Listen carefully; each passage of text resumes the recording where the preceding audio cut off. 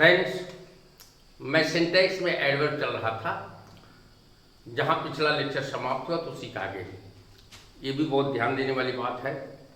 यदि समय सूचक दो इकाई हो, उसमें एक बड़ी इकाई हो एक छोटी इकाई हो, तो छोटी इकाई को बाद में रखते हैं और बड़ी इकाई छोटी इकाई को पहले, बड़ी इकाई को बाद में रखा जाता है। For example, the meeting was held at दी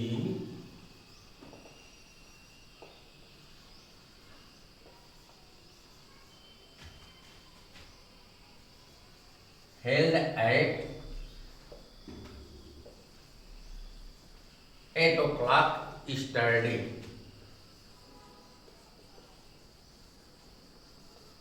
यहां आप देखें, the meeting was held at 8 o'clock। At 8 o'clock ये छोटी इकाई है और ये बड़ी इकाई स्टरडे, इसलिए एट 8 o'clock को पहले रखा गया और स्टरडे को बाद में रखा गया। बहुत सामान्य नियम है। नेक्स्ट है, यदि स्थान सूचक दो एडवर्ब्स हो, छोटे स्थान को पहले, इसी जैसे ये है वैसे अगर स्थान सूचक है तो छोटा स्थान पहले लिखा जाता है और बड़ा स्थान बाद में लिखा जाता है। For example, who lives in small town, he lives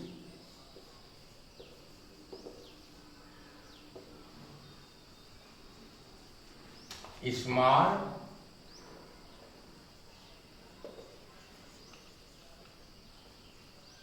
in Agra district.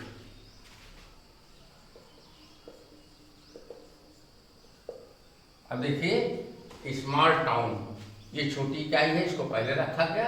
Agra बड़ी इकाई है, इसलिए बाद में रखा गया। कहने का मतलब समय सूचक में भी वही चीज है और स्थान सूचक में।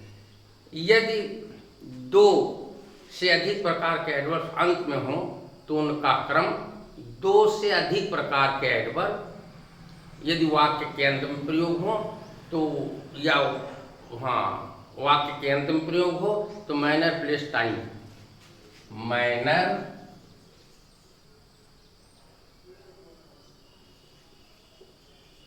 प्लेस टाइम ये क्रम बनता है। फिर समझें, यदि दो या दो से अधिक एडवर्ब एक साथ वाक्य के अंत में आते हैं तो उनका क्रम सबसे पहले मैनर रखा जाएगा, फिर प्लेस रखा जाएगा, फिर टाइम रखा जाएगा। फॉर एग्जाम्पल्स मैं समझता हूँ। I found him walking patiently, I found him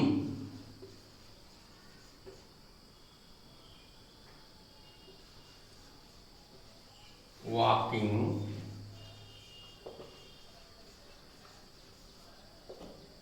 I found him walking patiently in his room last evening. In his room last evening. अब देखिए, क्रम जो बना है, सबसे पहले मैनर का बना, उसके बाद प्लेस का बना, फिर टाइम का बना। पेशेंटली, रूम, लास्ट इवनिंग, यही क्रम बनाना चाहिए। एडवर्ब जो होता है इसको हम बता चुके हैं, लेकिन एक बार फिर देख लें। एडवर्ब को सहायक क्रिया के बाद और मुख्य क्रिया के पहले अर्थात दोनों के बीच में रखा जाता है। For example, he has often help me, he has often helped me. Has auxiliary main verb बीच में रखा गया है। एक एग्जाम्पल और, he will not go there, ये भी उसी तरह से है। यदि डबल निगेटिव का प्रयोग किया जाएगा तो अफर्मेटिव हो जाएगा। इस तरह से डबल निगेटिव का प्रयोग नहीं करना चाहिए, बहुत महत्वपूर्ण चीज़ है। अगर डबल निगेटिव का प्रयोग, जैसे नो का प्रयोग कर दिए, फिर नॉट का प्रयोग कर दिए, तो उसका अर्थ जो है वो अफर्मेटिव निकलेगा, इसलिए उसका प्रयोग नहीं करना चाहिए। अगला है, एल्स के बाद बट का ही प्रयोग करना चाहिए, नहीं तो गलत होने की संभावना हो जाती है। देखें, एल्स के बाद डबल नेगेटिव वाला एग्जांपल दे दीजिए।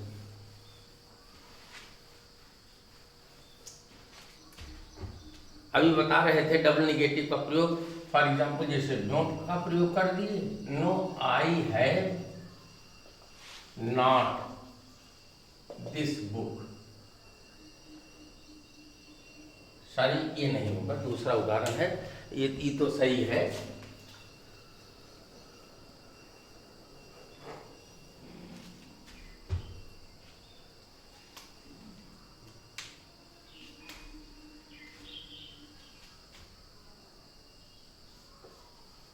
He forbade me not to go there। अब देखें, ये करेक्शन में बहुत महत्वपूर्ण चीज है। ही फॉरबेड मीन्स मना किया। एक निगेटिव ये हो गया और दूसरा निगेटिव नॉट हो गया, तो इसलिए यह वाक्य गलत माना जाएगा, यह वाक्य बिल्कुल सही नहीं माना जाएगा। और नेक्स्ट है इस के बाद सदैव बट का प्रयोग होता है। इस बट,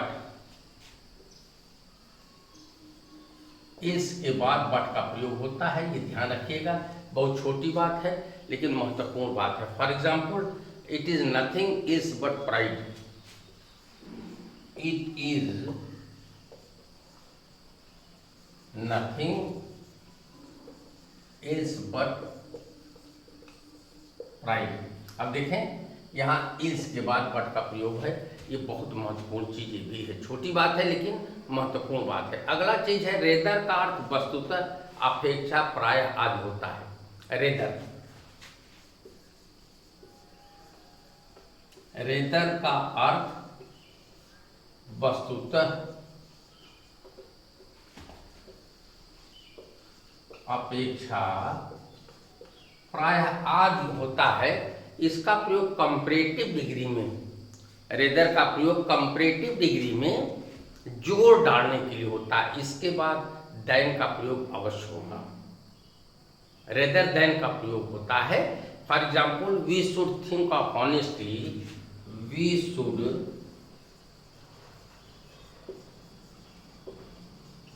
थिंक ऑफ ऑनेस्टी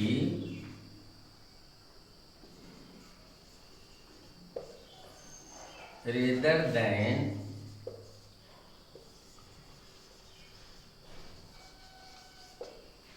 अब देखें, ऑनेस्टी रेदर देन, तो यहाँ रेदर देन का प्रयोग हुआ है।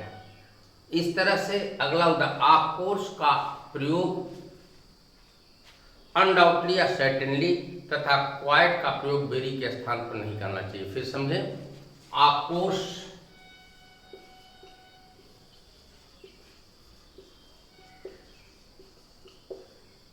ऑफकोर्स का प्रयोग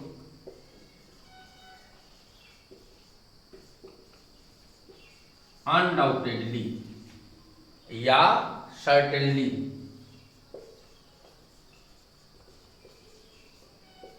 सर्टेनली और क्वाइट, क्वाइट का प्रयोग वेरी के स्थान पर नहीं करना चाहिए। फिर समझें, ऑफकोर्स का प्रयोग अनडाउटेडली या सर्टेनली तथा क्वाइट का वेरी के स्थान पर नहीं करना चाहिए। क्वाइट का वेरी के स्थान पर नहीं करना चाहिए। अगर ये किया गया तो निश्चित है गलत माना जाएगा। For example, has your brother gone to Mumbai, has your brother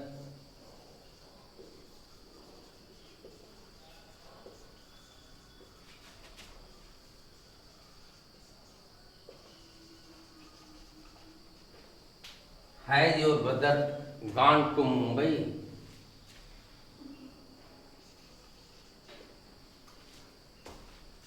certainly he है।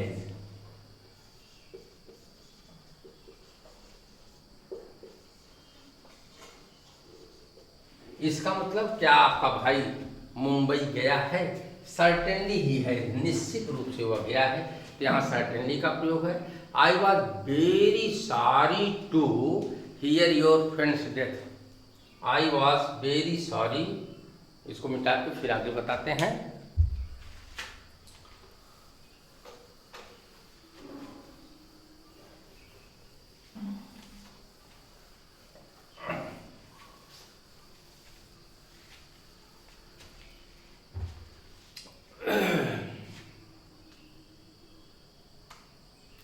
हाँ देखें, बता रहे थे ऑफ कोर्स और सर्टेनली का प्रयोग। अब आगे देखें, सो का प्रयोग वाक्य में एडवर्ब ऑफ डिग्री के रूप में अकेला नहीं करना चाहिए। सो का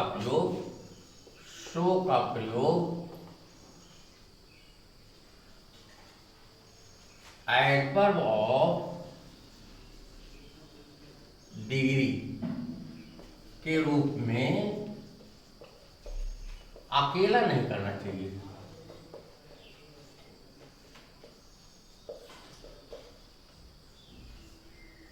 इसके लिए जब सो का प्रयोग किया जाए तो उसके बाद डैट का प्रयोग अवश्य करना चाहिए।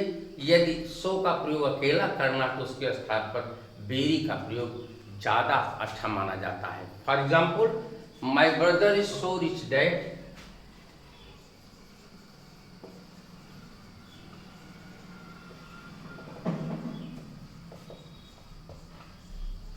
अब देखें यहाँ सो आया तो एडवर्ब ऑफ डिग्री के रूप में है, तो सो के बाद डैट का प्रयोग हुआ।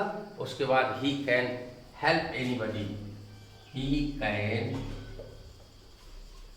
हेल्प एनीबडी, तो सो का प्रयोग है, इसके बाद डैट का प्रयोग होगा। एक एग्जाम्पल और मैं बताता हूं, he is so weak that he cannot walk। अब देखें यहाँ एडवर्ब ऑफ डिग्री के रूप में इसके बाद डैट का प्रयोग हुआ है। नेक्स्ट एग्जाम्पल, जैसे एक सो वाला अकेला बता दें, ये भी गलत माने गलत वाक्य लिख रहे हैं, आपको सही करके बताते हैं। My brother is so rich, my brother is so rich, incorrect वाक्य है, ये इनकरेक्ट वाक्य है। इसके स्थान पर जहां सो हमने लिखा है इसके स्थान पर वेरी हो जाएगा, तो क्या होगा, my brother is very rich.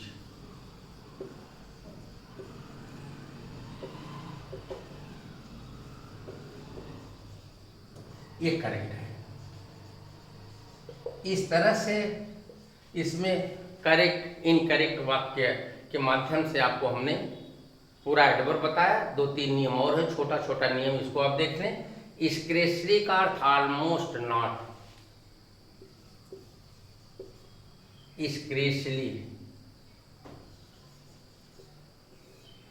स्क्रेचली का अर्थ almost not,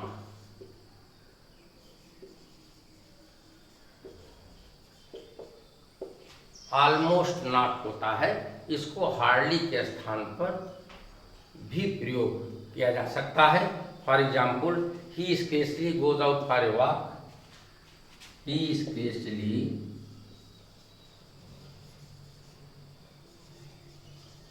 goes out for a walk. और है बेयरली का अर्थ नॉट मोर देन होता है, बेयरली,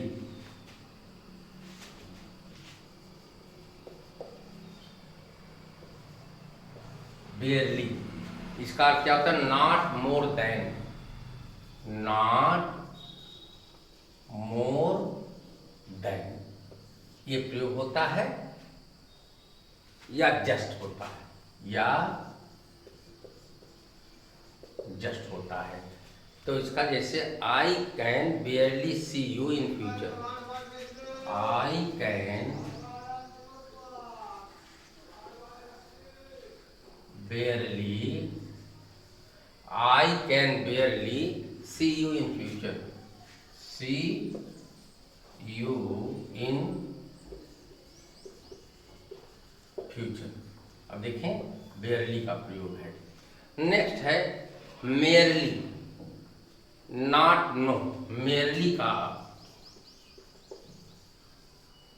merely not, no not, no not अथवा ऑलवेज तथा never, no not, always,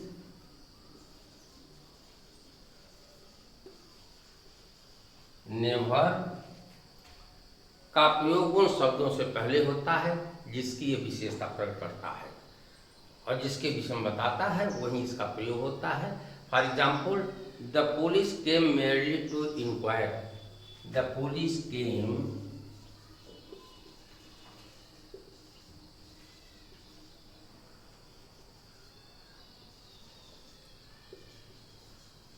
merely to inquire।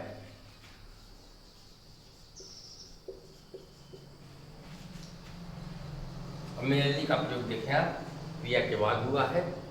She merely asked my phone number।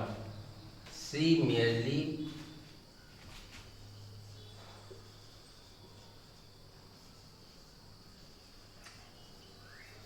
asked my phone number।